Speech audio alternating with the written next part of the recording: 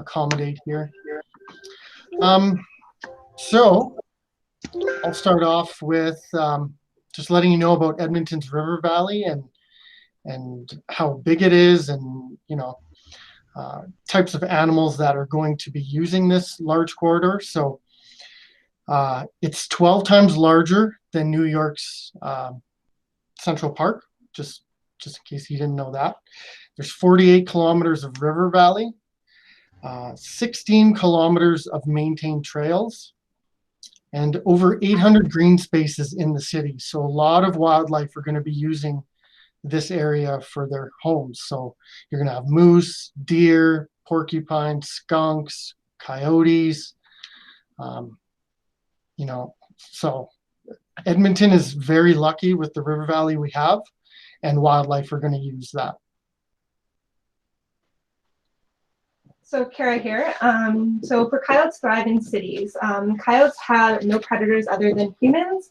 Most of coyotes, they decrease in numbers due to traffic, which is part of the humans being our main predator, and then poisons, and then just other things that happen with regards to just life within the city. They're extremely adaptable animals though, and they're quite intelligent. So they live longer in urban environments versus rural environments. So in the urban environments, there is a higher amount of food sources, which allows them to live longer. And then also coyotes live throughout the North America, and their population has been increasing in cities over the past 20 years. So our numbers have increased within the cities due to this abundance of food as well. And that allows them to survive longer in urban environments. They will adapt and take advantage of all available resources like compost, garbage, fruit, and left out pet food. So those are some of the things that would attract them more in an urban environment. So how can you tell if it was a coyote that you saw? So as you can see on the slide there, the coyote is kind of right in the middle. So you've got a cat, and then a fox, and then a coyote, which would be equivalent to about a medium-sized dog. And then you have a large dog, so a German Shepherd, and then a wolf there as well. So some distinguishing features: they're going to have pointy ears, long, slender snout. They're going to be tan in color with a little black tip on their tail.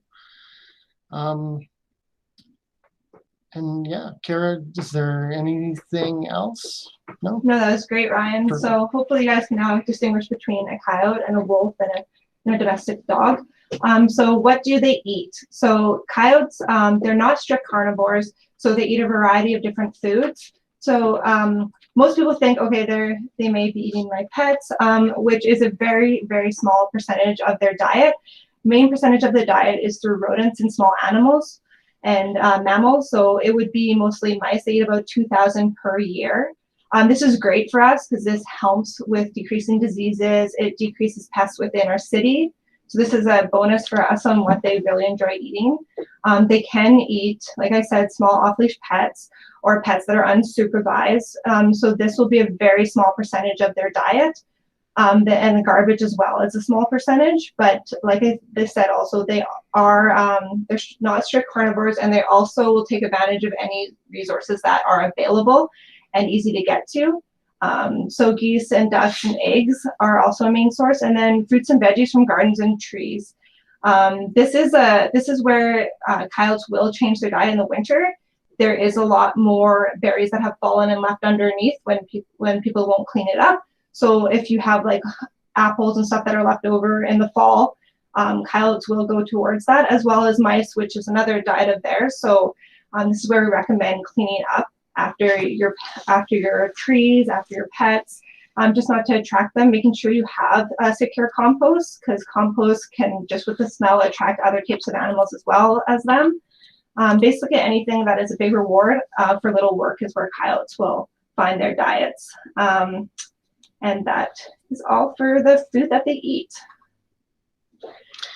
So where do they live? So they're going to be using the parks and the green spaces. Like I said earlier, Edmonton has a lot of green space and parks, so they're going to utilize that. Industrial areas, because human activity is generally lower in there, big open spaces. Beneath an old shed, if you've if you have a large backyard and you don't go back there, yeah, they'll dig under there and den because it's safe. And especially, yeah, if you don't go into your backyard very often, then that human scent isn't there. Dense bush and deadfall. So if you have that in your yard, they could be using that, or the forests within neighborhoods. They'll be living in there as well. And they use moving corridors, like I said, like the river valley, like our trail system, walking paths, highway ditches, the railway tracks is a big one.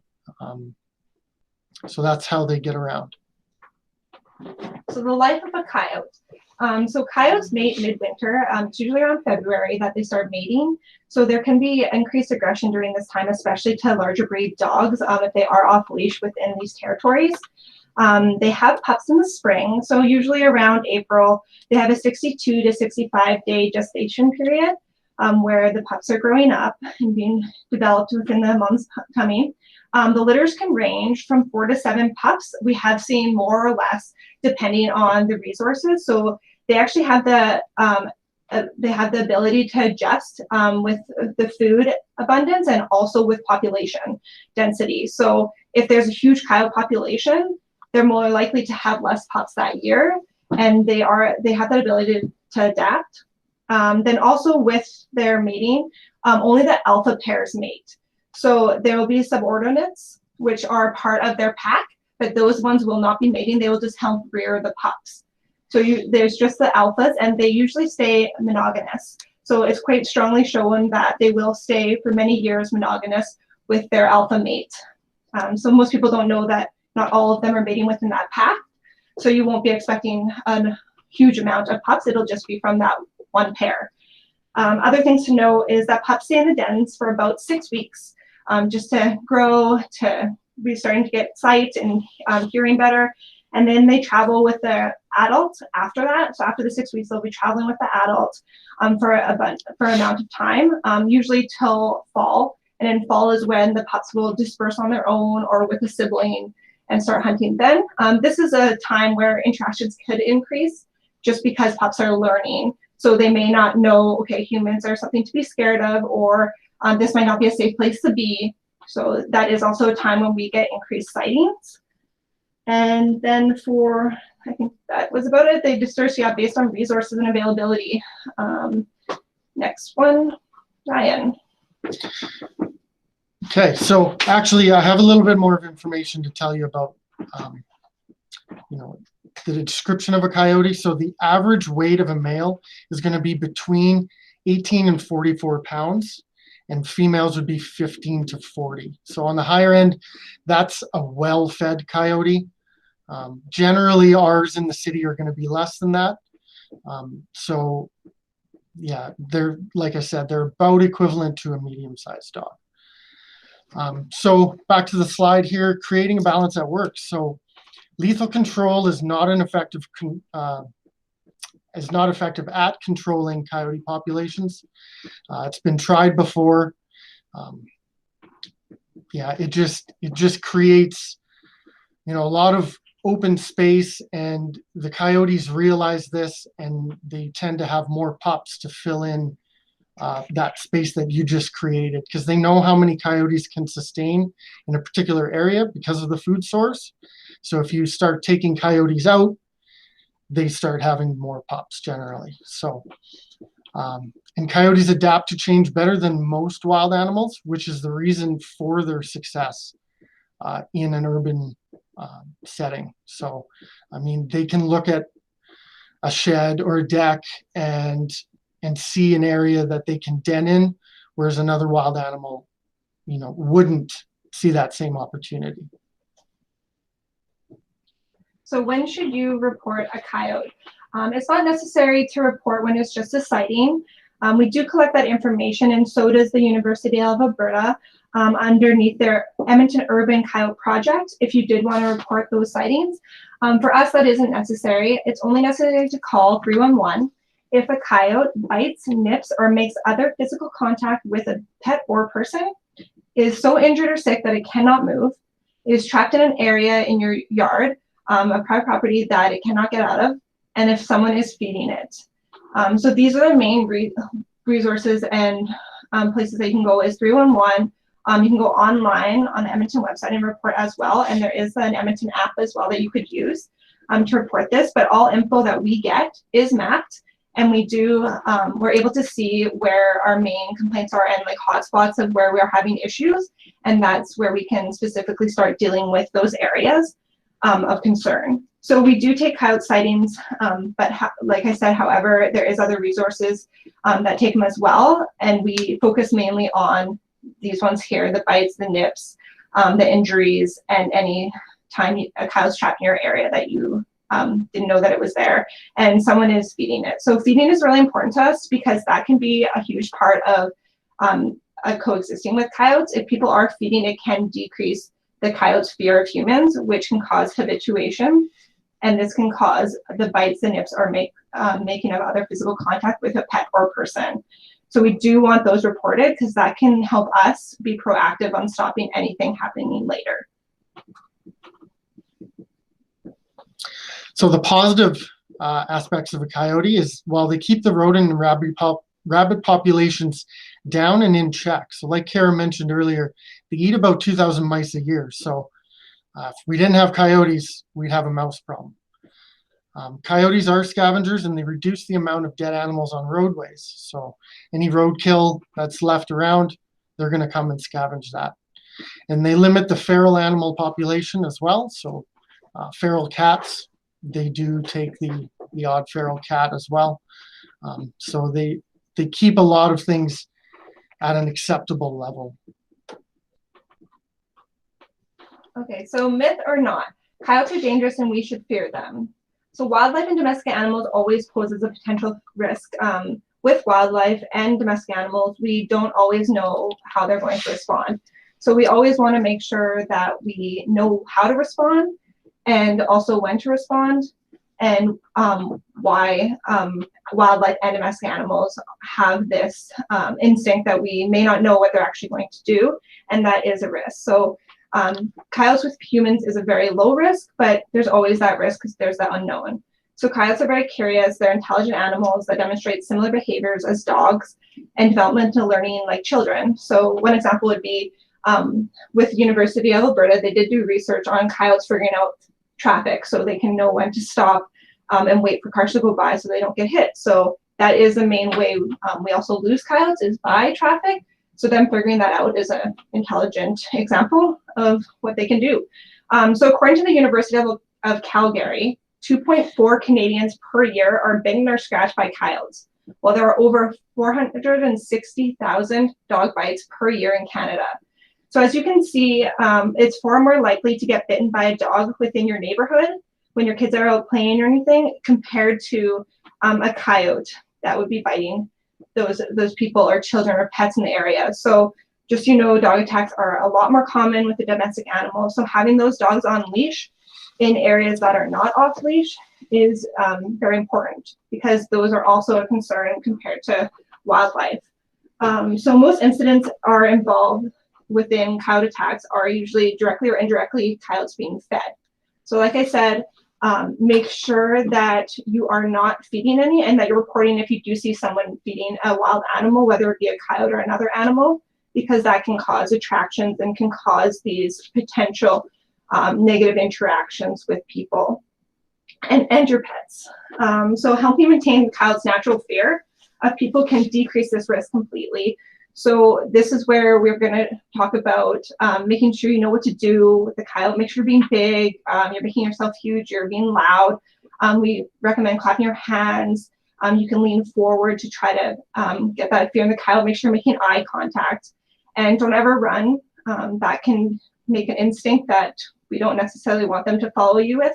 But they do have that chase instinct, so that can initiate that. So coyotes, they aren't dangerous, but there is a risk, as always, with any type of wildlife or domesticated animal. So these are the things that we want you to do and don't do. So when you see a coyote, make sure you're going to be loud, make yourself look big. You put your animal on a leash. You clean up after them because that's going to be an attractant in your yard. Secure composting containers with a lid. If it's just an open composter, well, the coyote's going to smell that from far away and come and investigate. So that could be, a major attractant.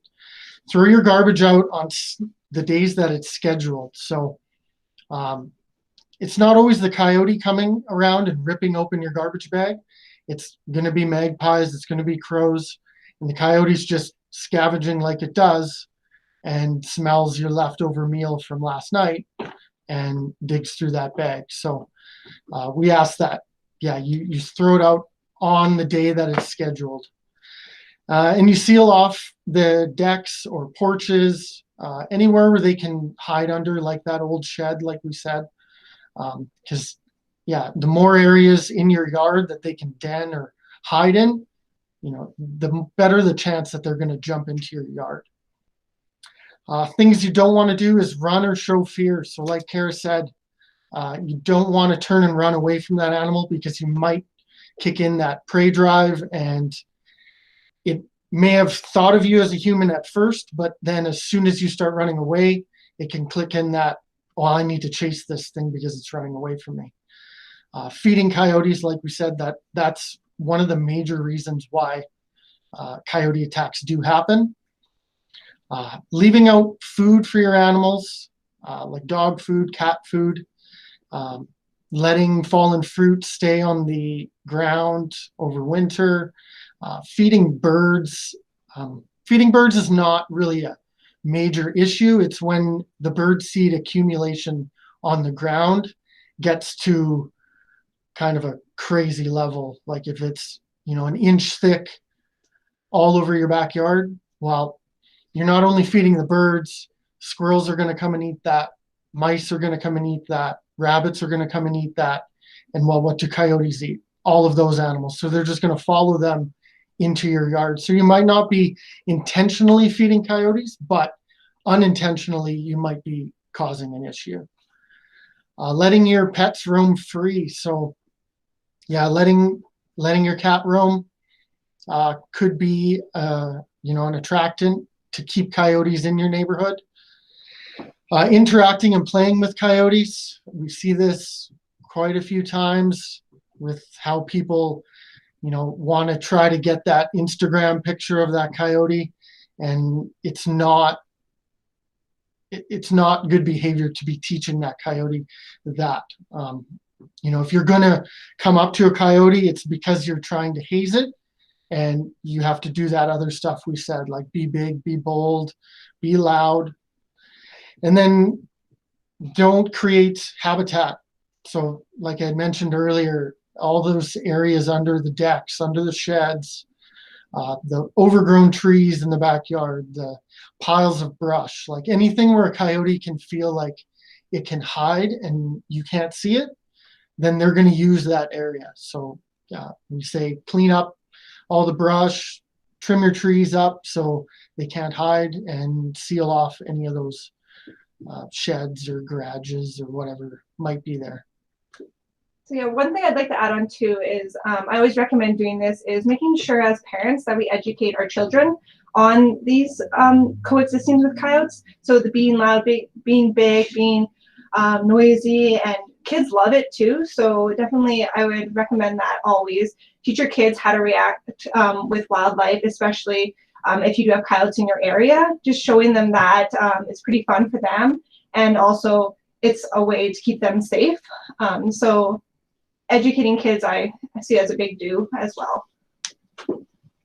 So examples of attractants. So like Ryan said, there's quite a few attractants that we can have in our neighborhoods.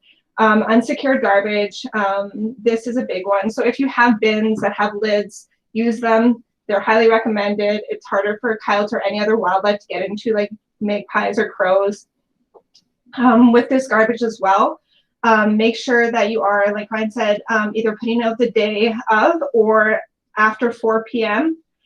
Day prior to your collection day. So By law, you should be putting it out after 4 p.m. prior to your collection day. So anytime after that is okay. And also in a bin would be highly recommended, just to decrease the wildlife within your area, even mice as well, right? That can attract the coyotes through prey. Other things are fallen apples, fallen fruits. Those are very popular right now. We have a lot of berries that are in season. So just making sure you're cleaning up your yard constantly and not leaving those out to attract any other wildlife. Apples will be coming here soon, falling in September. So just make sure you follow up with that as well. If you do have any fruit in your area that we do need to keep it clean. That'll help your community and also your yard as well, especially if you have pets. This will help with that. And then unsecured compost. So there's a picture down there showing unsecured compost. So those can be huge attractions. And I know in some communities we have those out in the park. So just making sure that these are secure and being cleaned up and kept in their actual containers is really helpful to not allow any animals to come in. These do attract a lot of rodents. So if you do see a coyote there, it could be because of that, or it could be because they're eating the compost. They aren't strict carnivores, so they will eat the compost, the eggshells, the fruit, or anything left in there. Then dogs off leash. So dogs off leash, larger breeds are mostly seen as predators. So they're seen as like competition compared to small dogs, which can be seen as prey. Just like a rabbit, they're in similar size. If it's a jackrabbit, they do sometimes look similar to a small breed dog. So those can be seen as prey. So just make sure that you're being aware of your surroundings, especially in off-leash parks and ravine areas. These areas can really be a problem because it is the coyote's natural habitat. And when we have our dogs that are going off into the forest area, we don't know exactly what's in there. So just make sure you keep an eye on your dog. If you do see a coyote, put your dogs on leash, whether it's big or small. We want to limit those interactions of domestic pets with coyotes. And we want to make sure that we're giving that space like we would for any other wildlife. So for the investigations and enforcement, so we get over 2,000 coyote complaints a year to 311.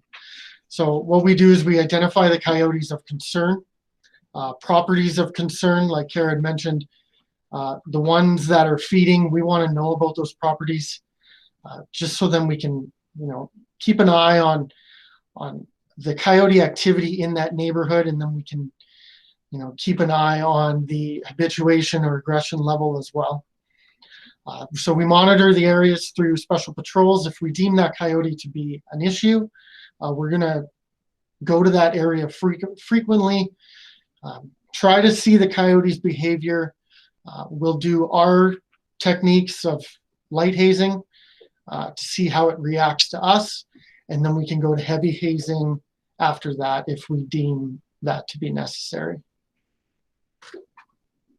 So for public education and awareness, public education is huge for us. We do signage in areas of high concern. So if you see that signage, please follow it. Please remember to read it fully, so that you know exactly what to do when there is a coyote in that area and you're trying to do the best for your community as well. We want to decrease those interactions that are negative and coexist with coyotes and all other wildlife. So make sure if those signs are up that you are reading them and you're being aware of your situation, of where you are. Presentations and events are also a high part of our priorities, just to get that out there, just like this one. We want to make sure people know why coyotes are in the urban city. Why are they here? And kind of what you can do and what attracts them. We want people to be educated with regards to that. So presentations and events are huge. We do a lot of child events as well, just in schools, just to help them know too, because coyotes can be attracted to school areas. They're an open field. They can be seen as a huge hunting ground with mice. When kids leave little snacks around, that can also attract them. So we just want to make sure that we're educating out there on every age level, because this is important for everyone to know within the city of Edmonton. So responding to calls and proactive patrols, like Ryan said, we respond to calls based on specific individual coyotes and how they're interacting within the community. And we're going to try to be as proactive as we can. We can be proactive with feeding ones, just like Ryan said. If we're aware of it, we're able to see if there is an issue occurring, and now we know, okay, this could be why. We do pamphlets, social media, websites, and more. So make sure you are checking those out at edmonton.ca, Coyotes, and just looking at that information and checking out our pamphlet there. And we're always welcome to share anything with you or any information. If you do have questions, you can definitely reach out through us, through 311. And then we work with other agencies like the U of A for research as well. And Ryan will talk about the city partners. Yeah, so like Kara just said, we work closely with the U of A, who are doing a coyote study. So we, exchange information on what we're seeing and what they're seeing and problem areas. And if the U of A is getting lots of complaints in a certain area, they'll tell us, and we'll go out and do what we do. Wild North, for coyotes, we don't really deal with Wild North regarding coyotes, but Wild North is a partner of ours that we use for wildlife in the city. So if you find an orphaned or injured animal, that's one place that you should be calling, see if they'll take it, if they'll come pick it up. So yeah, birds and just anything basically other than a coyote. Fish and Wildlife, so that's who we work with to determine whether a coyote should be removed or not. Basically, they're the ones in charge of actually removing that coyote. So, we're going to tell them what we see, and I mean, they'll go do their own investigation and determine whether that coyote should be removed. So as you can see, the 311, there's the number for the Alberta Fish and Wildlife. I believe that's the Edmonton office. There's also the report a poacher line.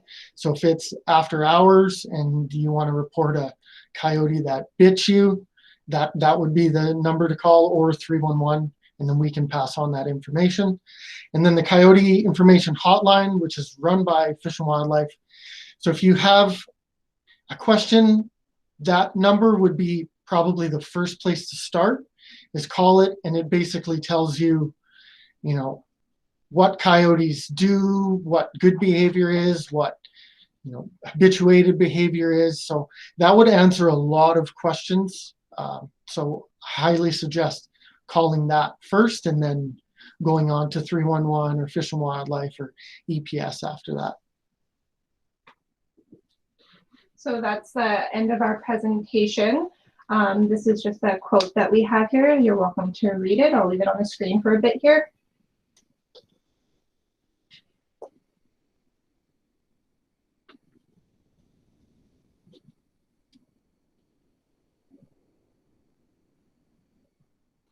Now moving on to questions. So we will have Claire working with us here from communications, and she's going to be reading us the questions, and then we'll try to answer them as best we see fit. Thank you. Thank you so much, Kara and Ryan. That was really informative and great information to share with our communities to reduce coyote and human conflict. So before I move on to questions, I just encourage anyone who may have questions to please enter them into the chat window box here.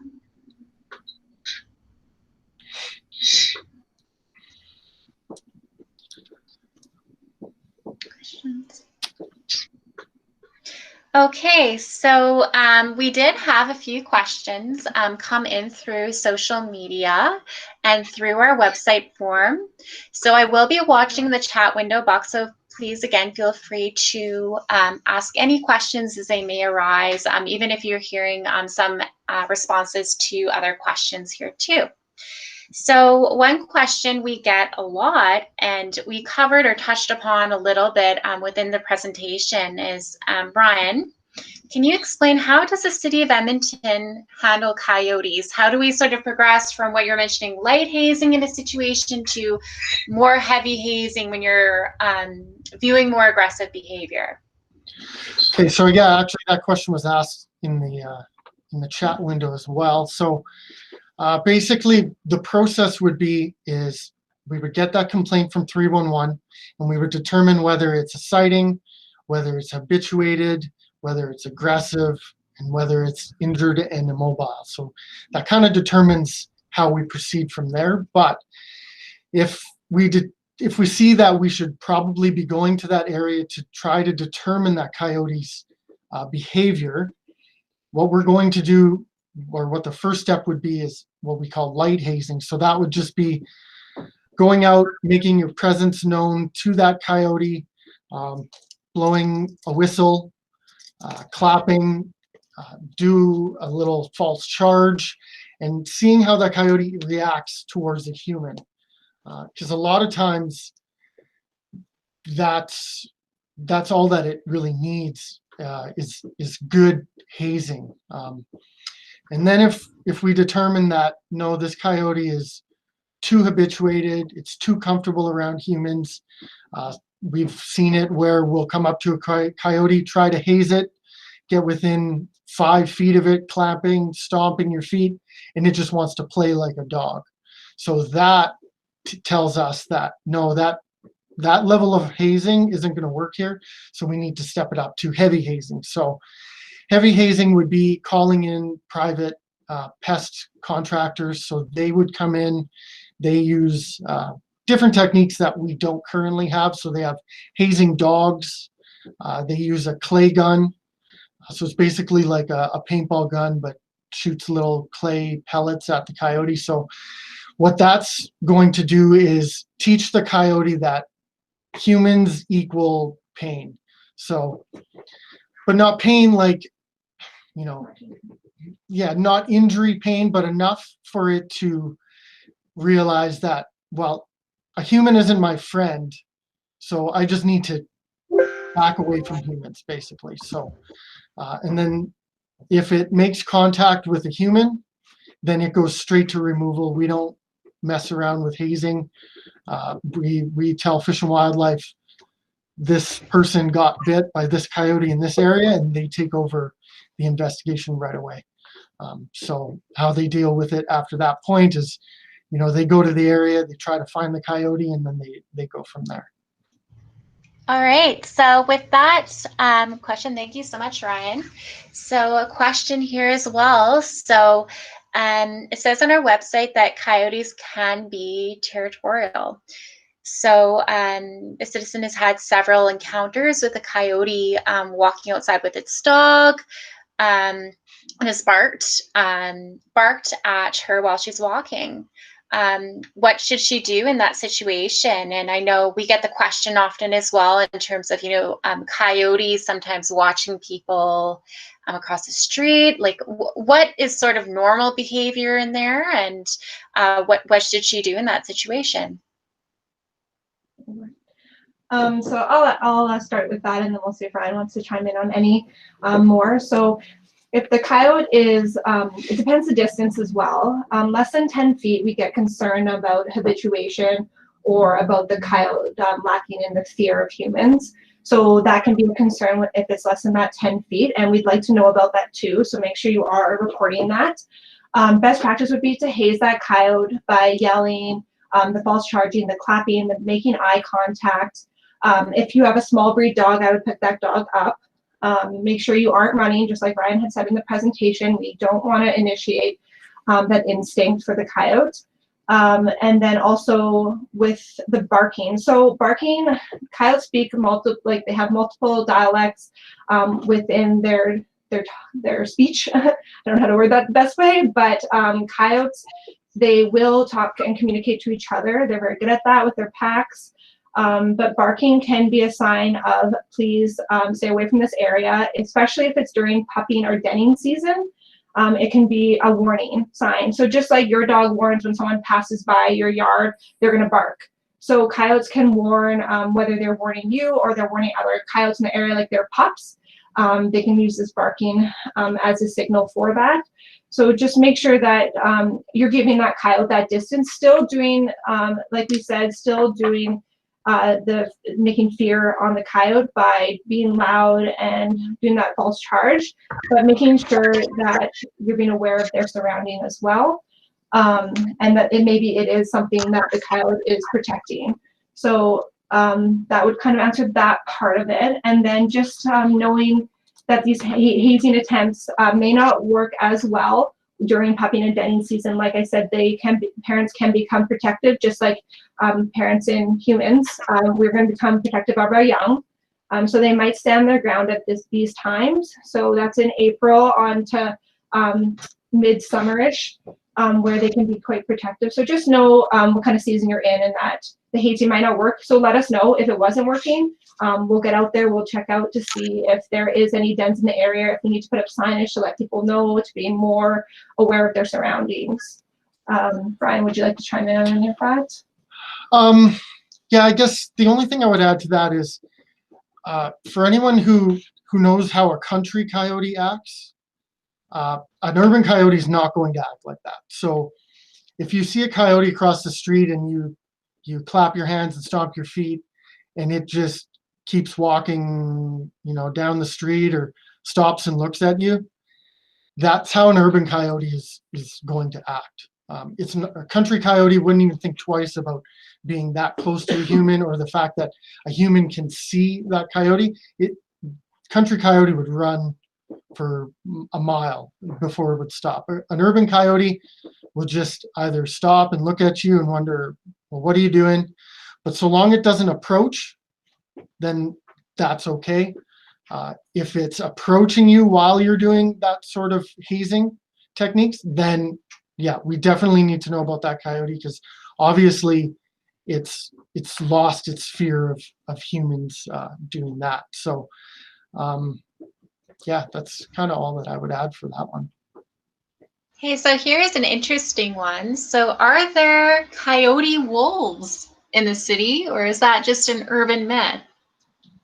So I don't know who would like to take this one on. Maybe Ryan, if you'd like to start. So there are two terms that are floating around. So there's one called coy wolves and one called coy dogs. So they're all canines, so they can all mate. So basically, it kind of falls down to out east, they're kind of known as coy wolves. And out west here, we tend to see coy dogs. A lot of wildlife biologists don't like using those terms, because really, in a coy wolf, it's really low percentage of DNA that's actually wolf. So when you think of a coy wolf, you think that it's, a big animal that's going to attack, and you kind of have this different perception of the animal, whereas it's still a coyote. It's just potentially a little bit bigger than a normal coyote. Great. So I don't know if Kara wants to add anything to that one, but I'm good. All right, and there's one here that I can help answer as well. So where can you get signage? So again, my name is Claire, and I didn't properly introduce myself before. However, I'm a community relations advisor with the Peace Officer section. So I work with Kara and Ryan and our teams on different community education efforts. So in terms of signage, it depends on what kind of signage you're interested in. At this point in time, the City of Edmonton doesn't offer any signage to citizens directly to put up on their own property. However, there's a lot available online that you can find. A really good resource is the Urban Coexisting with Coyotes website. I'll send a link to that along with other resources to those who registered through Eventbrite to look into it. And there's a lot of different community templates you can print off on there. There's also some that you can purchase on Amazon as well. So if you'd like to put up, your own lawn sign, for instance, if you're worried about coyotes in the neighborhood and want to sort of raise awareness with your neighbors, there's that resource as well. A lot online. There's also various sign manufacturers in Edmonton where you can go and get those signs printed. They're normally relatively affordable, so I would put them at the price point of around $30 to $50. It depends on what you're interested in. However, I definitely would suggest checking out those resources if you wanted to put up your own signage. In terms of city signage, so these signs are dedicated to areas where we are noticing a lot of coyote activity. So if we're seeing, more habituated activity near schools or playgrounds, or different sort of high traffic areas, in that case, we will dedicate those signs towards those areas. So hopefully that helps address that question. So is there a rough estimate of how many pets are taken by coyotes every year? So, Brian, I don't know if you can address this question. So I don't have the exact number in front of me, but if we get 2,000 plus complaints a year, it would have to come from the animal owner to say that their animal was attacked by a coyote, and sometimes they just assume it was a coyote that came and took their animal, but generally we'll get maybe 10, less than 20 for sure. It's not that high because, well, most of the time coyotes are generally lazy, like they don't want to work very hard for a meal. So if they can go kill a rabbit, that's much more what they're into than going after a dog. So it's not that high. Roaming cats or stray cats, I mean, we don't have those stats because, well, we don't know what actually took that animal. Great. So I think that actually leads into a few other questions that are sort of related here. So I will sort of join it into a larger question around pets. So we get lots of questions in terms of, is there a safe time to be letting your pets outside, particularly cats and dogs? Should I be walking my dogs during certain periods? So Kara, maybe if you can answer this one, is there a safe time to be letting your pets outside, maybe starting with cats? Is there a way to free roam them? And with dogs, is there a time of day that you would suggest walking them over others? Yes. So with that question, Claire, I would definitely say the best time of the day is during the day when there's more activity with your community. So maybe your community is not very active during the day, then it might be best to go during the times that they are active, just because I'm talking about people in your community, that will decrease coyotes being seen. They don't want to interact with us. That's not what they'd like. They want their own space. So if your community is really active during the afternoon, that's probably, I would recommend that's the best time for you to go out with your pet as well. And then you also have other people in the area. So if anything happens, or if you see a coyote, you have more people to help you discourage that coyote from being in that area by using the soft casing techniques that we were telling you about. So during the day is better as well for visibility. Coyotes, if you're not able to see them, then that can be a surprise interaction that you, your pet, or the coyote didn't expect.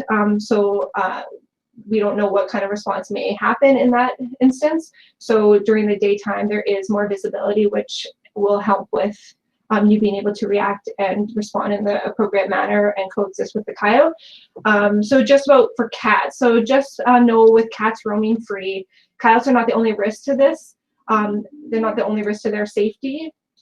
Traffic, humans, poison, disease, domestic animals like dogs we also get dogs attacking cats and killing them, can also have the affected safety of your pet, especially your cat. I have my own cat as well, and I'm sure as any other cat owners know, if they have let their cat out, they now always want to go out. So it's hard to keep them in.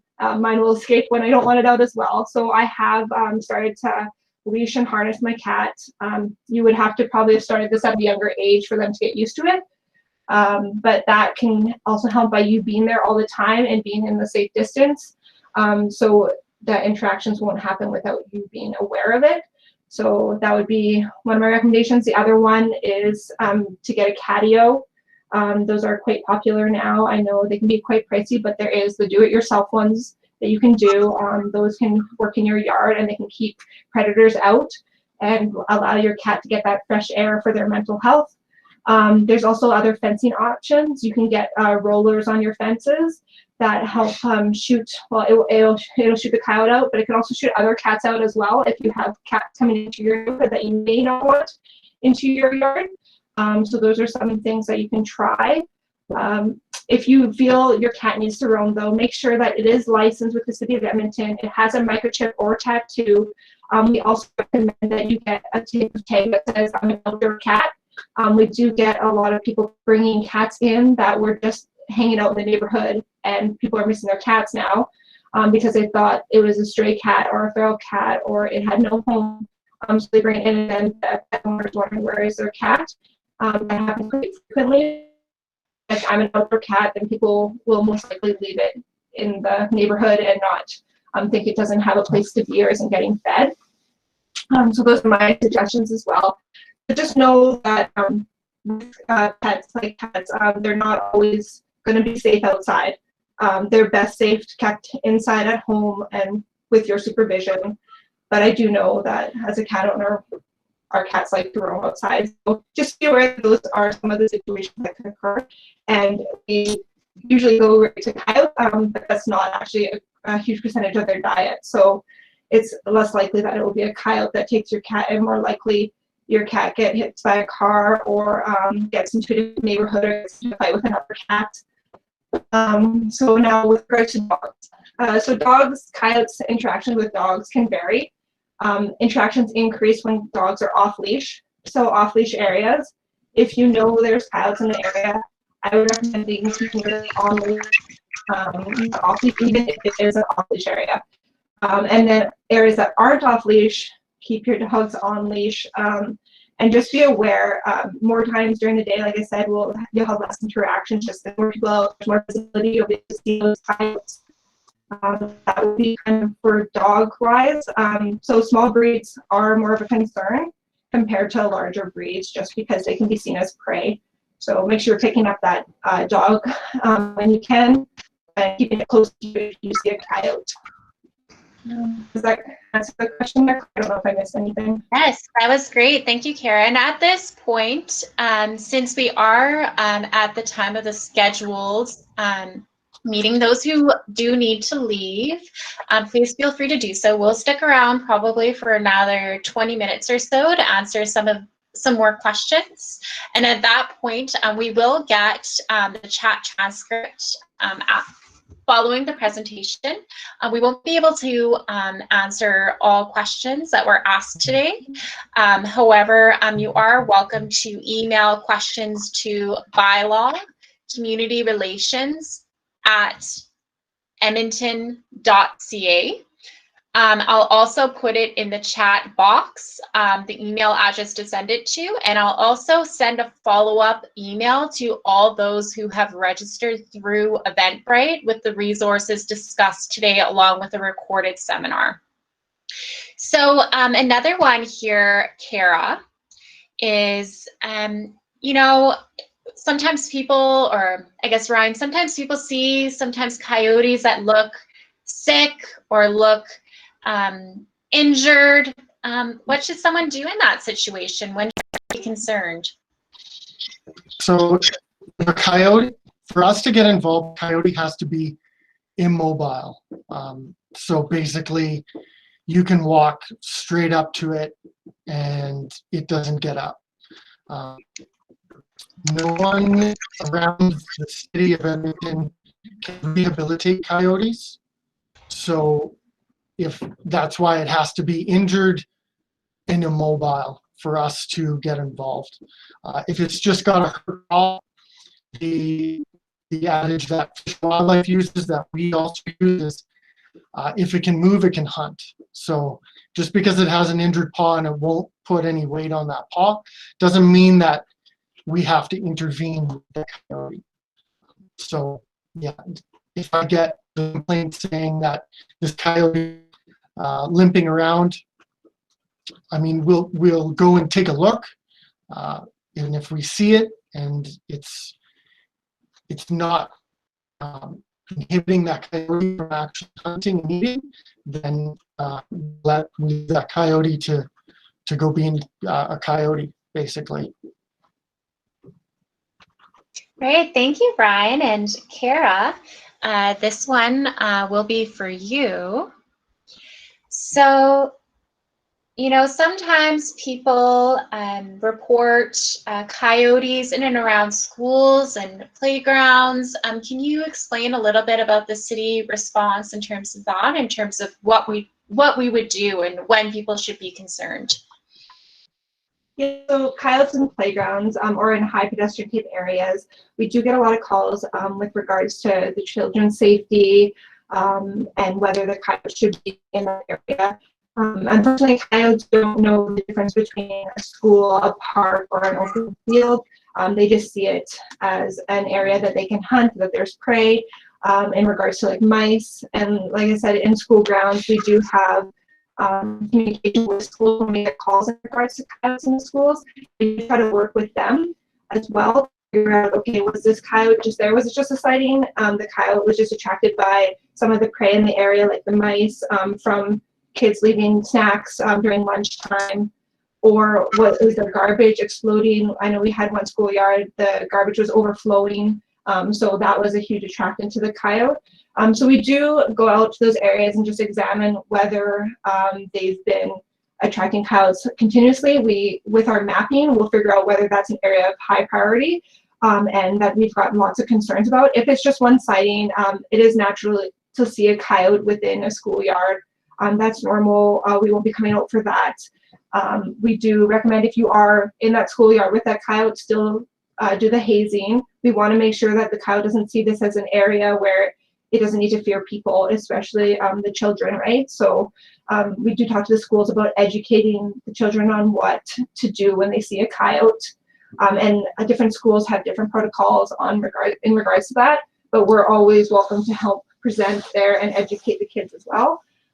In regards to if they're denning in that area, so denning is a different issue. As like I said, it can cause a coyote to be more bold, more brazen, and can be more aggressive due to it having pups in the area and having its own like territorial space where it's sleeping and taking care of those pups. In those circumstances, we do have different steps depending on what exactly is happening. Like with COVID, we have a lot of schools aren't open right now. There's not children in there in the earlier spring there. So we were able to give the coyotes more time to allow their pups to grow and move out of the den. So after like the 6 weeks, they're in their den, and then they can move out of their den, and the mom will show them how to hunt and such, or the parents or the pack will help them. So if they're able to move out of the den and we can close off that area with the school, then we can at least decrease the chance of it wanting to be back there or having a safe space there, and then it allows it to move on. If we don't necessarily have that time frame, or we don't have the ability to do that, we do work under different circumstances of working with our contractors. Like Ryan said, we do work with some contractors. So we'll work with them on whether we can relocate this family. They do decide whether this is an appropriate reason for relocating them. Like a school ground would definitely be that. So we can relocate the pups and the parents. So we can allow for them to have a better place to live, whether it be outside city limits or not. All right, thank you, Kara. So there was another question in here from Gloria in terms of how can you help citizens in an area, or how can you help educate citizens? So I would say that, you know, we work very proactively with different community leagues throughout the city of Edmonton.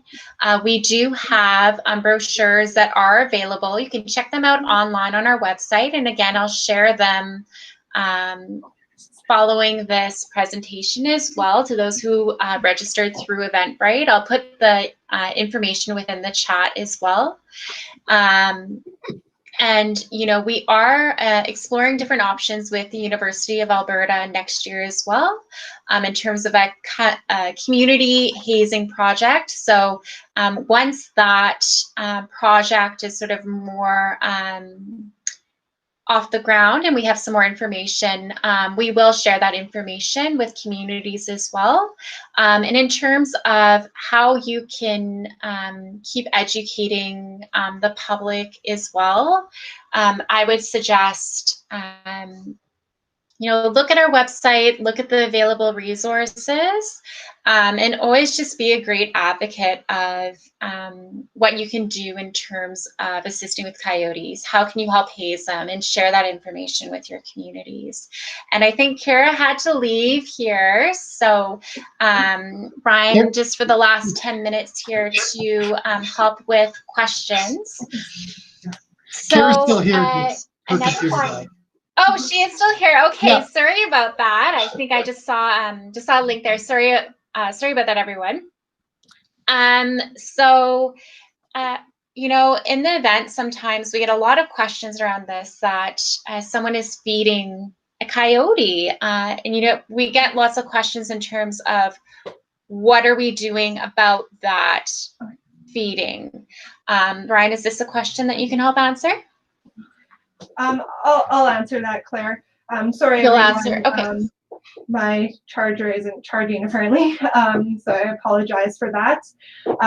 So with regards to feeding, we do have a lot of properties within the city of Edmonton that are feeding that may be causing coyotes to be more abundant in that area. However, it is very hard to link that. It could attract other wildlife as well that may not be wanted in the community, but we are working with our area, our management and committees to devise a bylaw with regards to feeding, because right now feeding on private property is we're not able to enforce at this time. So we are working with our management to help devise a plan and a case that goes towards the committee and the council. And council will be, once they're back in session, due to COVID, there has been a lag in that. So once they're back to session, there will be a committee date, and we are hoping that all of you guys can attend and help out with giving any comments or listening into what is happening exactly, so that we can get the best development of this bylaw and help out communities with intentional feeding or unintentional feeding on private property. So we are working towards getting this approved with the City of Edmonton City Council, and there will be a committee meeting coming up. We don't have a date yet, but once we do, we will post it on the edmonton.ca website, and it'll also be available through the council link as well, and you'll be able to join and see this either live. I don't think they'll be doing it in person by then, but hopefully that answers your question. So we are working on being able to deal with any of these properties that are intentionally or unintentionally feeding coyotes or other wildlife that may pose as a threat. Okay, great. Thank you, Kara. And maybe just a few more here, some of the questions that came up before we end at 1:20. So, you know, we sort of talked a little bit about this fencing question earlier, but maybe just a bit more specifically, do you know if coyotes can scale potentially a 6-foot chain link fence? Yeah, Kara did answer that in the chat, but they can jump upwards of 6 feet, especially chain link. So you have to think it's chain link as like basically a ladder. So if you have a chain link fence, they could easily use that to get up over a high fence, basically.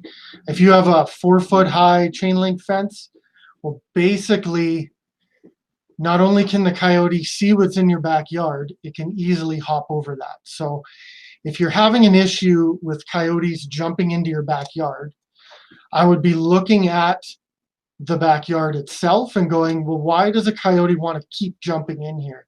Is there an attractant?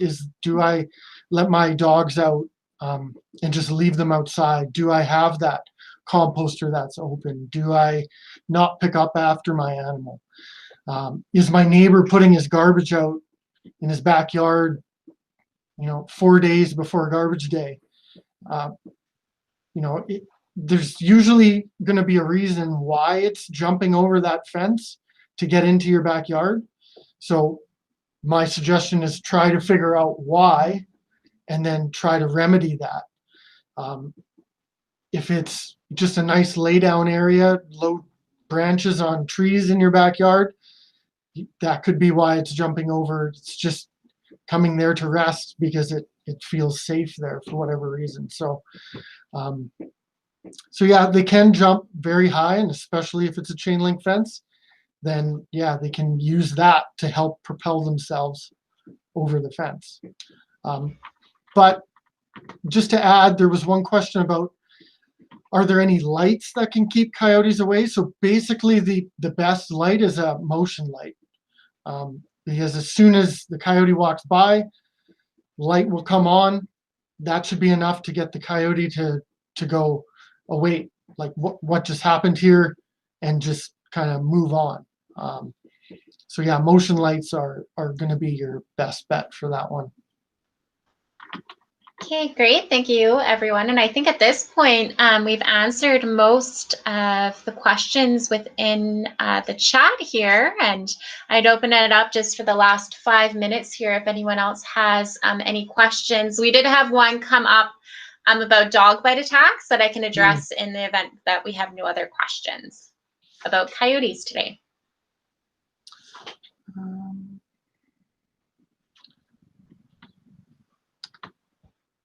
Okay, so there was one question that came up here regarding how many dog bite attacks the city of Edmonton gets every year. So animal control officers actually work within the same department with us at the city of Edmonton. So we're all city of Edmonton peace officers. And another part of my role is educating the public about how to reduce dog bite attacks. As we sort of covered within our presentation today, you're much more likely, or a pet is much more likely, or a child is much more likely to be involved in a dog bite incident. So just to give you an idea, in 2019, the city of Edmonton had 453 reported dog bite incidents. Since 2014, annually, we've had at least 400 dog bite incidents a year. However, that's not necessarily in line with how many complaints we get a year. We get approximately, in 2019 as an example, 802 dog bite complaints a year. So out of those 802 dog bite attacks, only 453 of those were verified, meaning that following an investigation, an officer verified that that there was an attack from there. So we do also have some resources available on our website regarding dog bite prevention. So I strongly encourage you to check out our website at edmonton.ca and just look up dog bite prevention. And we also will have a campaign coming out this year with some of our external partners, teaching the public more about how to interact with a dog, similar as how we do with coyotes,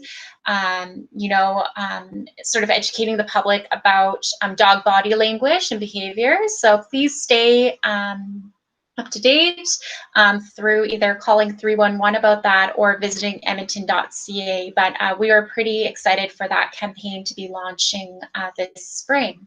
But in general, just in terms of how to help dog bite incidents, there's some good practices that we share in terms of with our coyotes as well. So, don't use areas that aren't off-leash areas. So don't have your dog loose on playgrounds or sports fields or golf courses.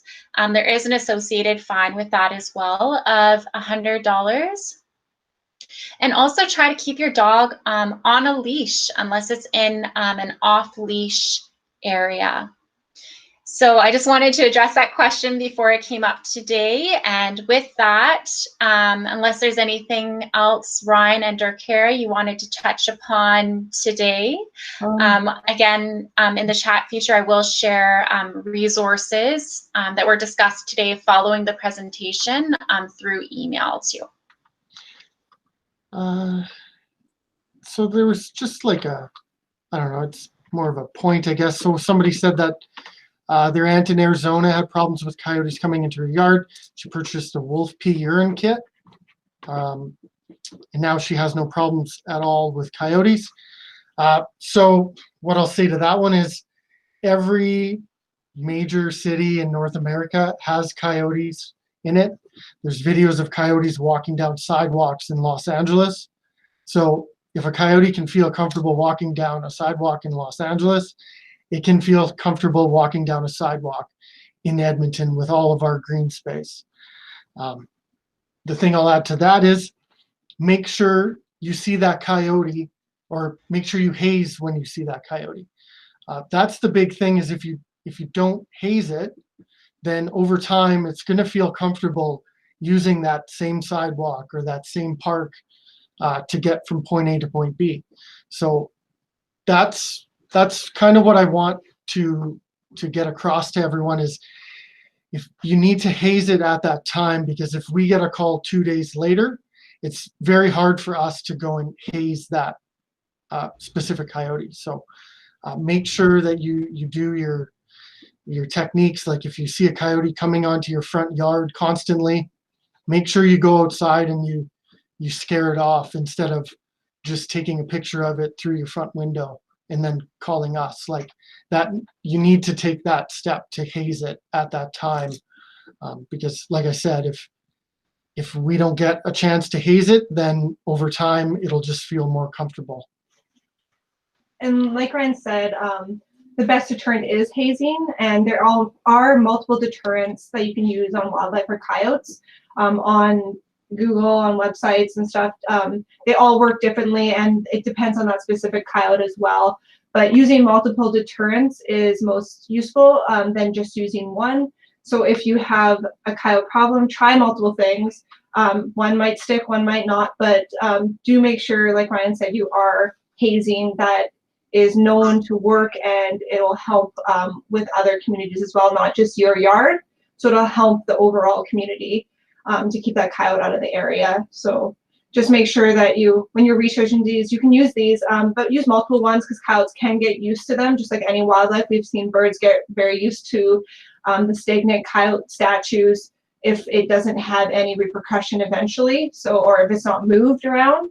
So make sure you use these deterrents effectively and the way they're supposed to be used, and use multiple ones. But hazing is number one for you to use for your community as well. Thank you. Thanks, everyone. We appreciate your time today. I did see one question come up here, maybe that we can answer quickly before we postpone. And I will, again, share a list of resources following the presentation. And if you do have any further questions, we will try to answer them as capacity permits. But you can send them to bylaw community relations at edmonton.ca. And I see Kara just answered it here.